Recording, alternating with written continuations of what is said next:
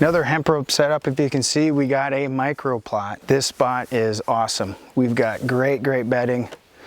A little bit to the north of here, we call it a ball sack, but it pops in and you can get into that tree undetected.